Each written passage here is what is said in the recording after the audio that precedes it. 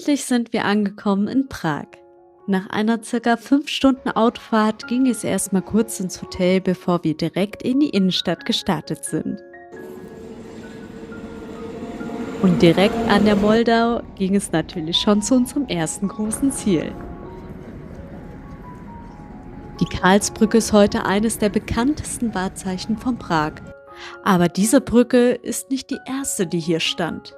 Vorher gab es hier die Judithbrücke. Allerdings wurde sie durch ein Hochwasser zerstört. Auf der Karlsbrücke stehen heute viele verschiedene Statuen. Eine davon ist aber besonders bekannt.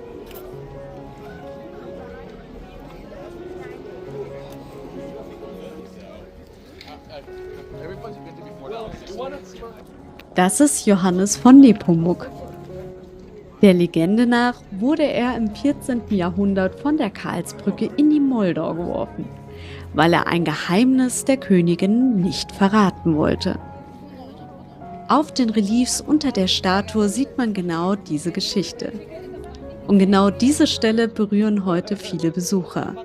Denn das soll Glück bringen und wer weiß, vielleicht klappt es ja wirklich.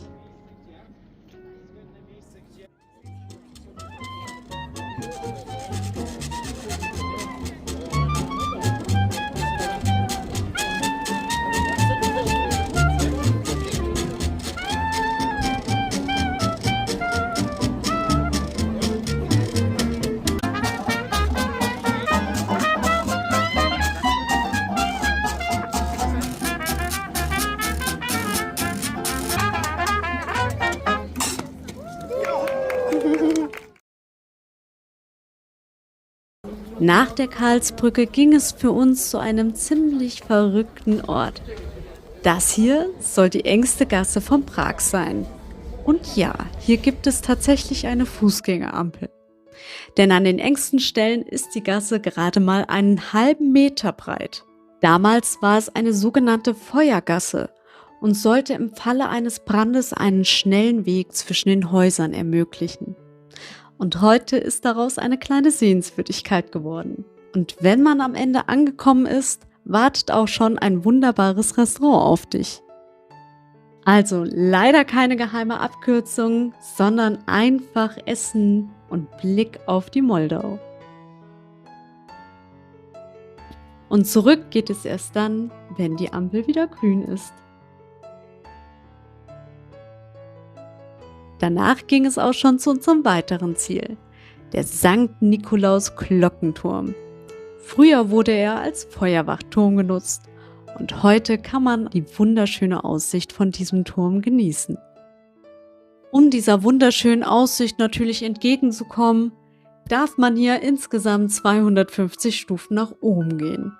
Das ist natürlich auch sehr anstrengend. Einen Aufzug gibt es leider hier nicht. Also ist er leider nicht ganz barrierefrei. Von hier sieht man Prag nochmal ganz anders.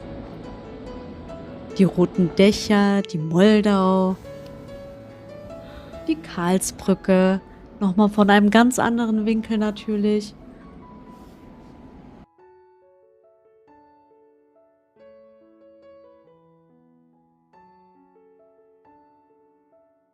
Und unten winkt mir sogar jemand zu. Allerdings war die wunderschöne Aussicht nicht alles, denn wir sind noch gar nicht ganz oben angekommen. Noch ein paar Stufen nach oben findet man ein bisschen Museum sogar und noch mehr Aussicht.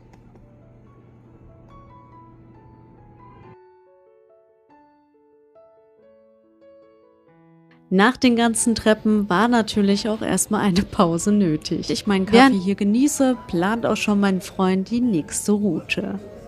Wo es beim nächsten Mal hingeht, siehst du dann in Part 2. Und vielen Dank, dass du bis zum Ende dabei geblieben bist.